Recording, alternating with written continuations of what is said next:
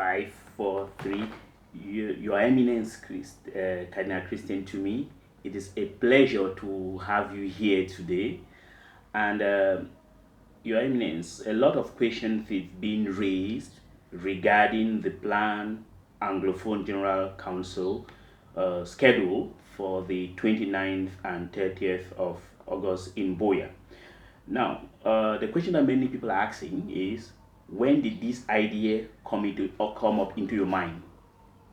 The idea of organizing an Anglophone conference. The idea has been in my mind for quite some time. I listened to interventions of the Anglophones over televisions and radios, and I arrived at the conclusion that we were not saying the same thing. And that we did not really, when I say we now, I'm thinking of myself as an Anglophone. I thought in my conclusion, in listening to the interventions of Anglophones, I arrived at the conclusion that they were not saying the same thing, and that they did not really know what their problems were. The problems were not clearly defined. So I thought that it would be good for the Anglophones to meet and define clearly and as objectively as possible what their grievances against the central administration are. And that is why when I met Munzu, that I've known for quite some time and who has international experience, I called him and we spoke together, and he accepted to be a sort of secretary if I convene, if I propose, the idea of a third Anglophone conference.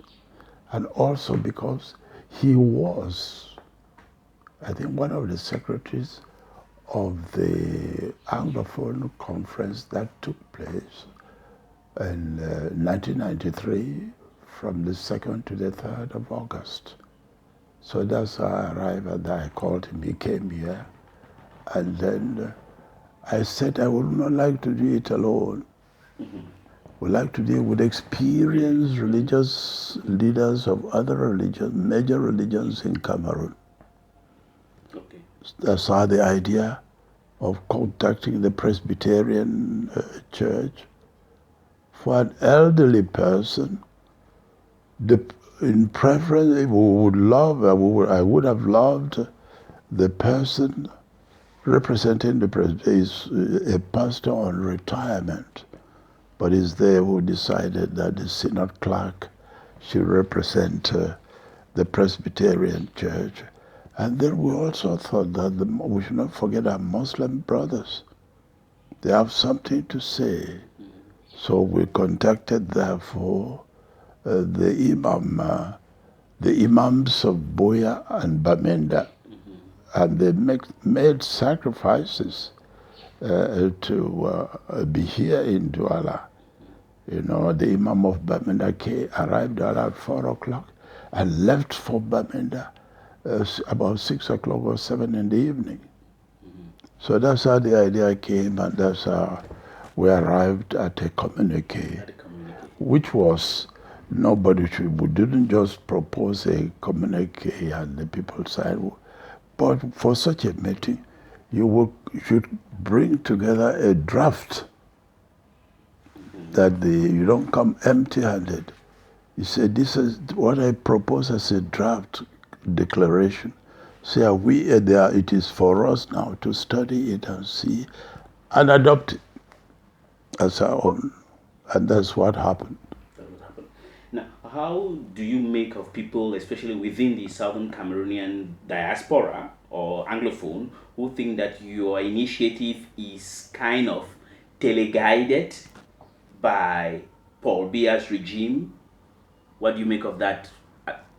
Of course, they are sure there that the government has authorized the meeting. We're still wondering whether the government will accept us to meet, Yes. because it's a big meeting, which they will have to be there to protect us, to make sure that the meeting takes place calmly, and because it is our right, it's our duty as pastors, you know. So some people think, well, surely if there's anybody to be pushed by anybody in Cameroon, it's not Cardinal Tumi. Okay. I have my personal conviction. Okay. Granted that you are the sole initiator, how come that it is now 2 years that the crisis has been going on and you are just now making or taking this initiative? Because I thought that the initiative the government was taking to dialogue with the people on the field by sending, some government officials to meet the people would help to reduce the tension. But I think all of us will agree that the tension is getting more and more serious, and that we cannot just sit down looking at what is happening. But it's getting worse. Many soldiers are killed, many civilians are killed, So we as pastors, we want to speak and propose to the Anglophone Cameroonians and to all Cameroonians what we think should be done to seize the violence that is taking place now in the country. It's a proposition. We're not imposing. We're not imposing at all. As pastors, as religious leaders, for us Catholics, Christ has said, propose in season and out of season. Whether they listen to you or not, you would have done your work. But if we sit down silently and see things morally going wrong and we say nothing, we will be guilty before God. Now, the other point that some Anglophones are raising, which could be described as founded or not, is that the other allegation is, are you the real initiator, or it is an initiative of Dr. Simon Munzu, who is an avowed federalist, and that you are just fronting for him? Can you imagine me, Dr. Munzu, a young man there, and I, at my age, fronting for him? They don't it is my initiative, which coincidentally interest Munzu that I've known for years, So it's difficult to make the distinction. Even if it's you who propose an idea to me, if I see that, if I assume it, it becomes my own. If I assume it, the idea becomes, you can assume an idea that somebody else proposes to you. And there's no contradiction there. Okay. Whether he proposed it to me or I took the initiative and invited him, Okay, now, what is going to happen? Given you made an assignment, the announcement on the 25th, read by the synod clerk, everybody heard what he read, that it was going to be an inclusive all Anglophone meeting in Boya. That's what was said in the document. In the document, great. Now, how do you guarantee Anglophones who are in the bushes fighting with arms, those who are abroad, then with a sledgehammer of an arrest warrant? That is why we're telling the government, please, to allow them come in freely. and if possible, if it legally possible, to free those who are in prison so that they will participate either personally or by delegation in this meeting, because we call it inclusive. Okay. And the other question is, what is going to be new? You know, you talked about the AAC 1 and 2.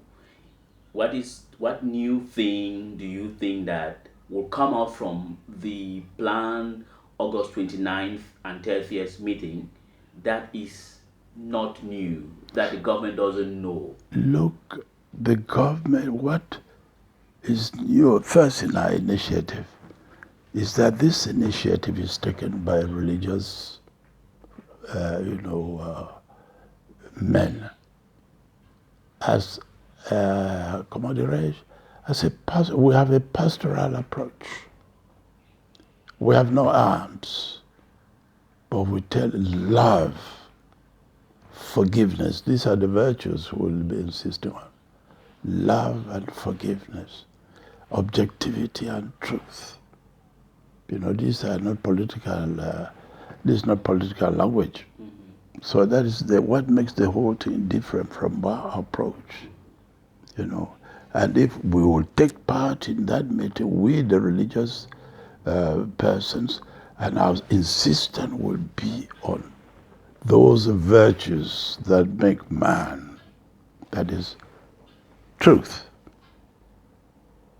If intellectually you are convinced that the other person is saying that what is true, you are obliged by the virtue of intellectual honesty to accept it. Whether you agree with it or not, if your intellect convinces you, as a matter of the honesty to your intellect, you have to accept. Otherwise, your intellect will not be satisfied with you. Exactly. Yeah. And do you think the government is going to accept that you congregate in Boya to discuss and dialogue among Anglophones about their future in this country, and that perhaps the outcome might somehow not be favorable to them? No, the Anglophones are not coming together with a political seat. Well, how will I put it? They haven't got a fixed together. They have no one stand in politics. There are some who are for secession. There are others who are federalism. There are others who are for certain decentralization that the president of the country is proposing. All we are saying that anybody who wants to take part in this dialogue should be objective. That is to say, when you come to dialogue, you must be ready to take and give and take. That is, once you are convinced. I've spoken with some people, and I could get from that tone that they were getting convinced of what I was saying. When they say, some say, those in diaspora and as well say that 90% of the English-speaking Cameroonians are for secession. When I ask, well, how do you know? What is your basis for this affirmation? I can also affirm that 90% are for federalism. What is my base? So we come together, and from this coming together, we'll know who is who. Okay. Yes. And finally, Your Eminence, and thank you for having accepted to grant us this interview. I am not putting in doubt your integrity whatsoever. I know you are a man of integrity, you are a man of God with a... God alone knows me, and I know myself. You know yourself. Will you now tell the world that in the presence of man and God, you and only you alone convene or is initiating what is the All Anglophone Conference, General Conference, and that you have no ulterior motive, or I might be repeating myself, you are not being teleguided by the regime that wants to organize her election come what may. To be frank with you, since my intervention in the situation, in political situation in the country, I've never consulted anybody. If I am not convinced personally, I don't accept it. So, what Biansu, many think that because this declaration came out from my house, that I convened, and that it seems to go towards sort of the tendency, people are seeing in it the tendency for a possible solution of the problem. They think that I have been influenced by somebody, I don't know, but they know it, an occult body, they say in the news, some newspapers say, but I affirm categorically that there's nobody behind me who could have the courage to push me to initiate anything of that magnitude, which involves, quite a number of hours of reflection and of, even the coordinator, Munzu, there's not a word he put in here without asking. When I tell him, no, that word does not translate perfectly what we want to do as religious. That's why I say that is the difference between what other people have been doing and even what the Catholic Church, other churches, as individual churches have been doing. This is coming to us as a sort of ecumenical intervention publicly and proposing that this and that should be done for peace. Because I have a gift, I think, which God has given me. I'm never afraid to say directly and clearly and distinctly what my conviction is, and second concern the running of affairs in Cameroon. Everybody knows that. I don't consult anybody. It is not now at this in my age that I will begin to consult people. I have my convictions. So far, which I expressed in books. And if you look at my latest book, the last book I wrote on Cameroon to be transformed, one of the chapters there, it's about 2 years ago, one is treating on the Anglophone problem, which Dr. Fondlot had treated in one of, I cite him in many passages. I've said many, in many parts of the book I wrote. I didn't consult anybody. I think I'm old enough to reason for myself, to observe and say, this is not what should be done. After all, I've been a governor of 3 dioceses. I've been the Bishop of Yagua, Archbishop of Garwa, and Archbishop today of Douala till my retirement in Douala. The church knows that he puts at the head of somebody who can reason and take a decision. Yes. I call the President of the Republic my junior brother. I'm older than him. Yeah. And you are older than him. You have retired. Yes. He is still. I have no longer I have no any ambition now, neither in the church or in the world. Some people think I want to be the president.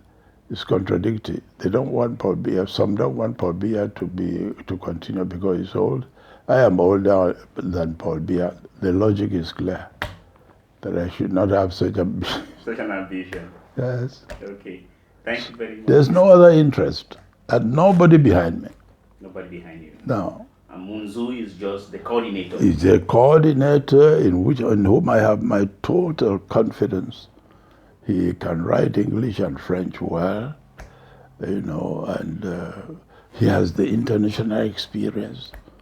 Those are the type of people on the situation like this.